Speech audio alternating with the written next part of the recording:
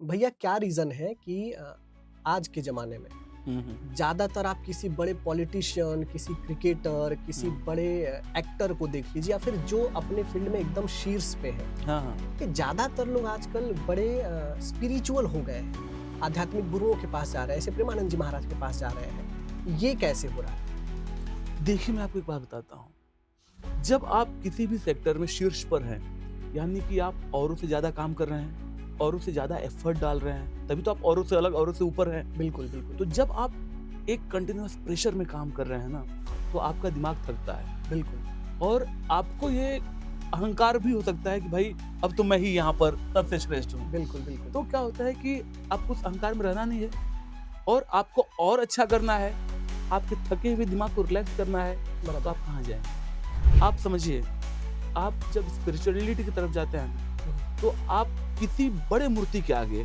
ठीक है? किसी बड़े श्रेष्ठ ध्येय के आगे आप खुद को झुकाते हैं, बिल्कुल। ठीक है? चाहे आप मंदिर में जाके भगवान के सामने झुकिए या किसी गुरु के आगे झुकिए, तो जब आप झुकते हैं, तो आपके अंदर आती है विनम्रता विनम्रता, बिल्कुल। और जहाँ पर विनम्रता है, वहाँ पर अहंकार नहीं, नहीं है, ठीक है? अगर आप झुकना बंद कर दिए, तो आप में अहंकार आ जाएगा आ जाएगा। और आपको पता है कि ईश्वर का भोजन है अहंकार। अहंकार रावण जैसे महा पंडित का अहंकार जब नहीं टिका, नहीं तो ये टिका लोग तो तो आम लोग हैं। ये लोग हाँ, बिल्कुल। ये है कि इन्होंने और से ज़्यादा किया तो वहाँ तक पहुँचे हैं। दूसरी चीज़, थके हुए दिमाग को अगर शांत करना है, ठीक है?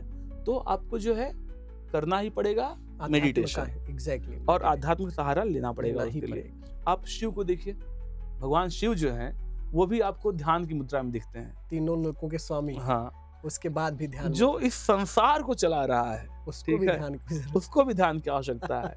तो अगर आपको विनम्र होना है, तो आपको किसी के सामने झुकना पड़ेगा। किसके सामने झुकेंगे? वो आपका गुरु है या आपका ईश्वर है।